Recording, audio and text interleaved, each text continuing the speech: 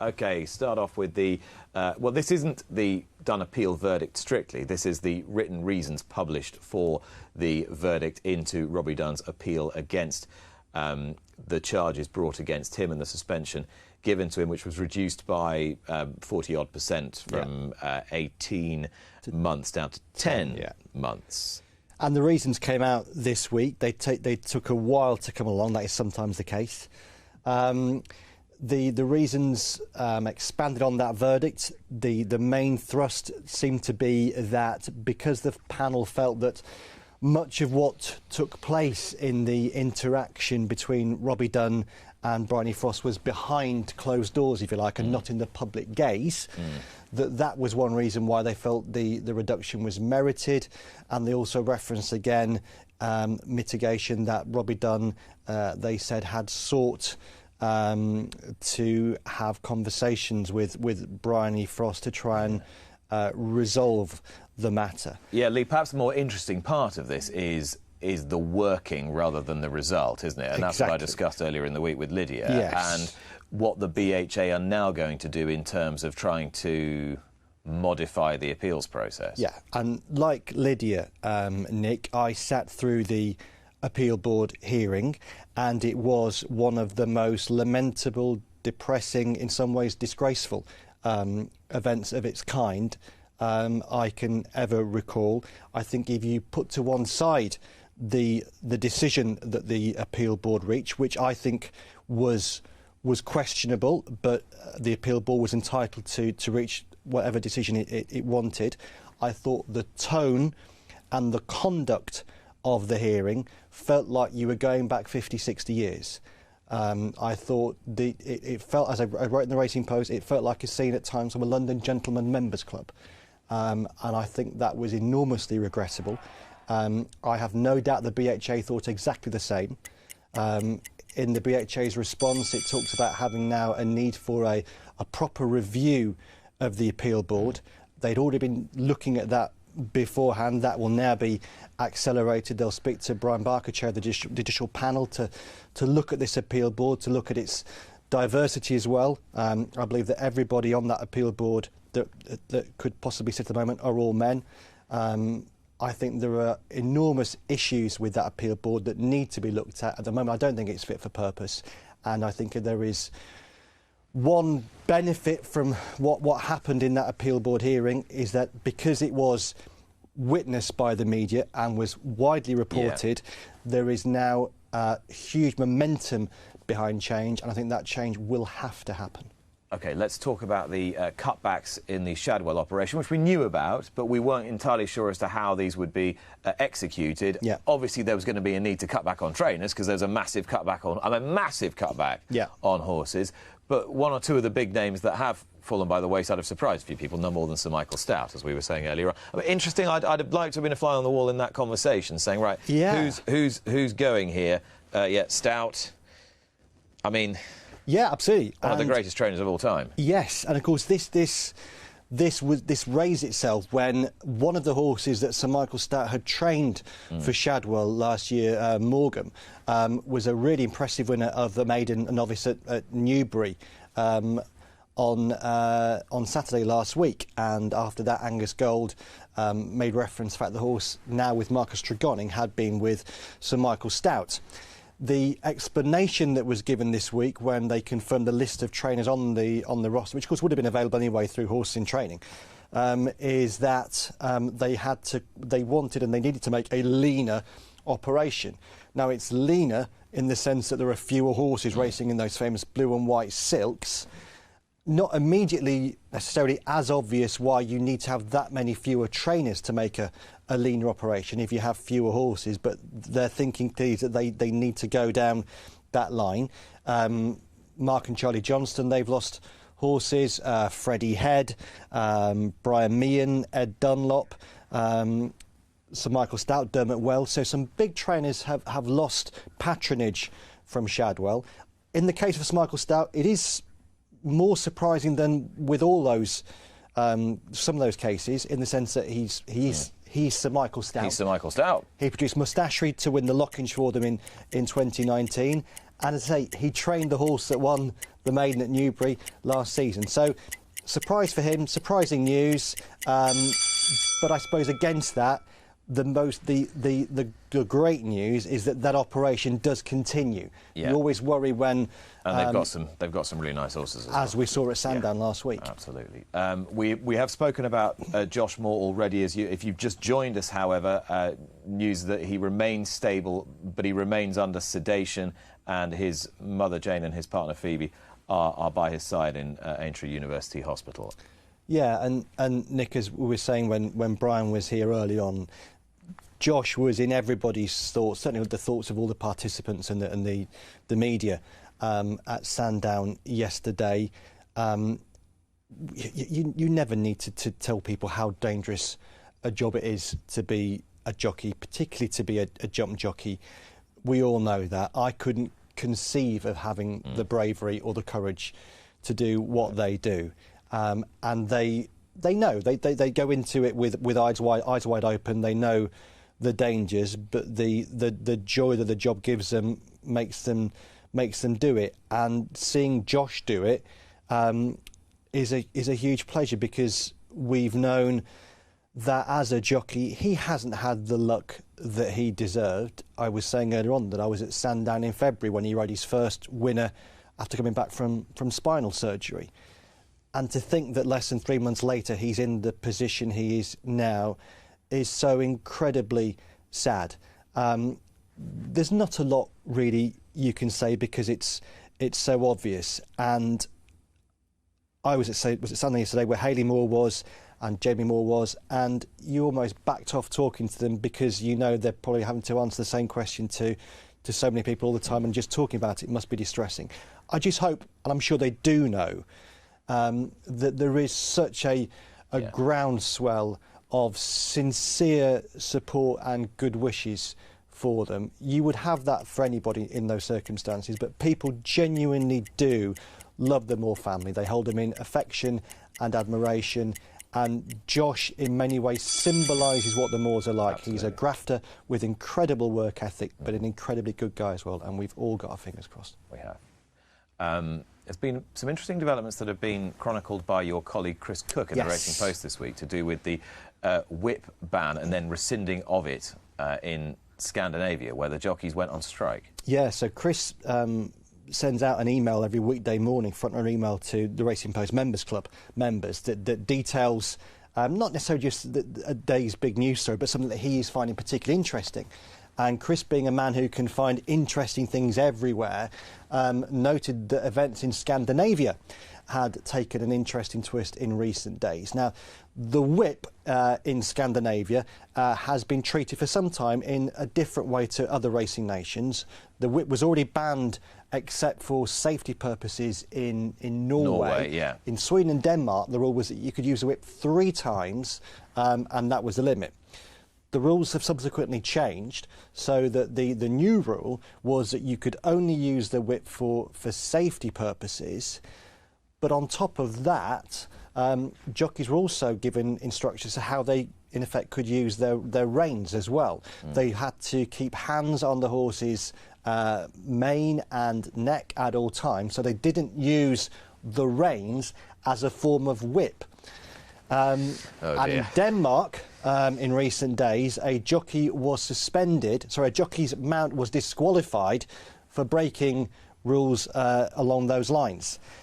Jockeys threatened a strike over that, and the Scandinavian Racing Authority has pulled back from that since, and they're revisiting that whole procedure now.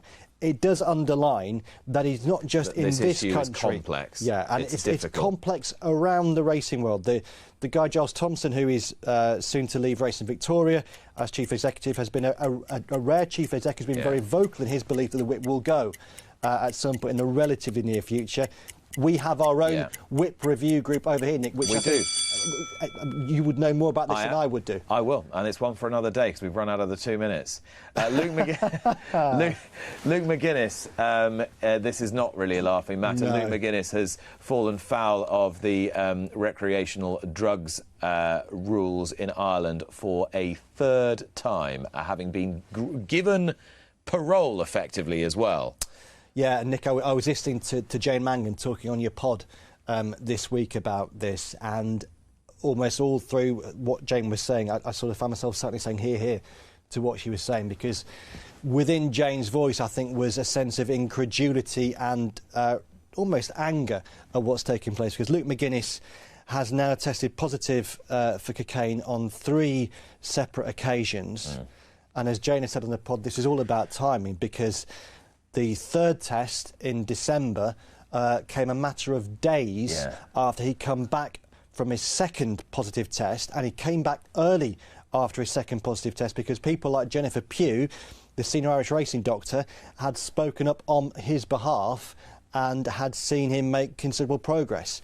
So whilst clearly anyone who has addiction issues is deserving of tremendous sympathy, I think there also has to be a real sense of frustration that, given people had stood up for Luke McGinness and pleaded his case to come back from what had been a 6-year ban after, in effect, 2 years, to have broken the rules again within 5 days is, well, it is what it is. It's enormously disappointing. What I would say is the testing is working well in Ireland, and that is a good thing. Given the, I mean, it's not a good thing that they've had a raft of positives this week, but it's across a breadth: professionals, conditionals, amateurs, point-to-points, and rules racing.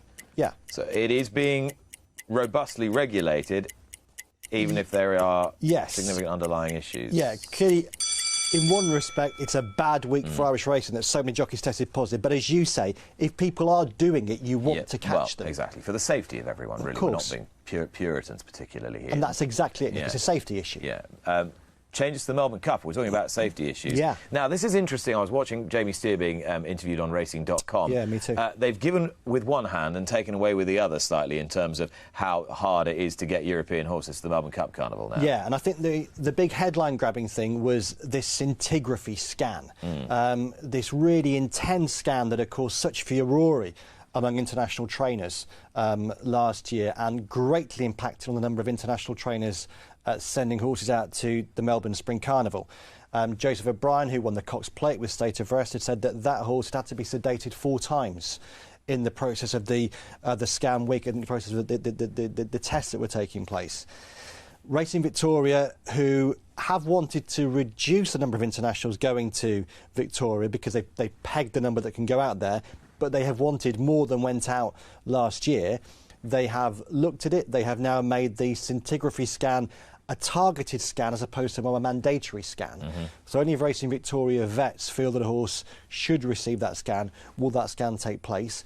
But they've actually increased the examination procedures around horses coming in there. They've done something else as well to try and close one loophole, whereby horses that were going into a separate quarantine centre didn't have to go through the same procedures they now will do.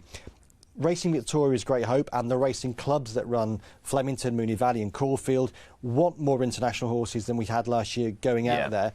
I think we shouldn't forget, Nick, that although there was real anger among international trainers and owners over here, the Melbourne Cup has been in a state of jeopardy. It's my favourite city in the world, Nick. I love going out there. I've been out to quite a few now, and I've noted from one year to the next that the antis, if you like, the people really questioning whether this race should take place, are intensifying, growing every year. And you can't hide away from the fact that after the 2020 running, in which we very sadly lost Anthony van Dijk, there were 42 consecutive runnings in which no local horse had been killed in the Melbourne Cup. In the space of 8 runnings, 6 international horses had been killed in the Melbourne Cup, 4 of them European, with a number dying at the Werribee Training Centre as well. I think they had to do something because they have to preserve the race. They probably went too far last year. Hopefully they've got a better system now. but we can't hide away from the fact that there was a reason why Yeah. they did have to do something. And finally tonight, are you wearing white trainers?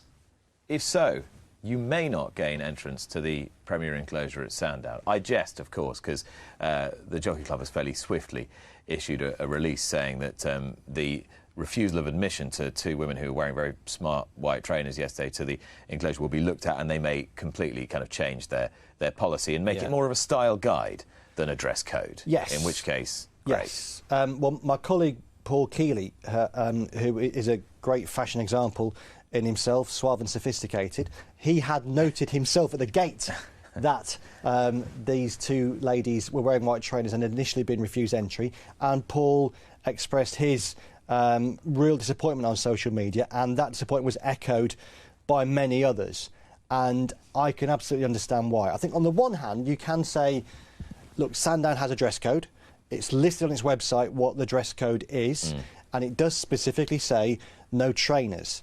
Against that, I think there's a wider... Do that many people actually look on a racecourse website before they go racing? Of course they don't, no. I think there's the wider point too, Nick, of that racing probably does have to look at dress codes in general. You can argue there's a need for dress codes in certain circumstances, you know, the Royal Enclosure at Royal Ascot. But I think generally speaking, most people, if they're paying top whack to go into a racecourse, they know that they probably should be wearing smart dress, and they probably want to be wearing smart dress. It's a going racing in the best enclosures is generally a chance to wear your best clobber. Then it begets the question: should we have one enclosure everywhere apart from, say, at Royal Ascot and the Derby? Maybe, Nick, but I think it begets another question in that I think what some people in racing perceived to be smart dress hasn't kept up with what you look on the red carpet at the BAFTAs or the Oscars. Again, I'm not a great follower of fashion, as you can see, but I like that tie. You're very sweet.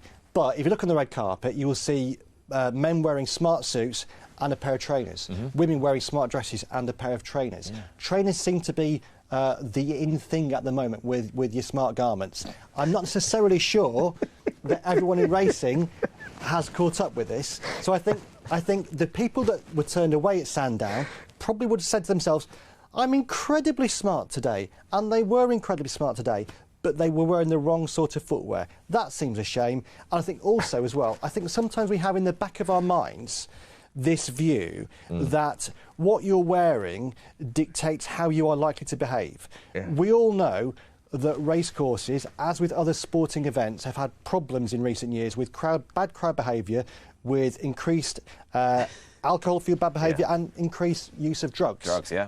The people who are doing that are generally dressed in their best suits, looking immaculate, like they could be going to a job in the city. Yeah. What you wear does not dictate how you behave. And I think sometimes we need to come off our high horse and just remember that we are an entertainment venue. But I did see a guy yesterday, and he bold as brass, wearing a very smart suit, right in front of me, straight in. Bang went the drugs into the honesty box, and in he walked. Tremendous. Past the sniffer dogs, all system all working well. But he was beautifully dressed.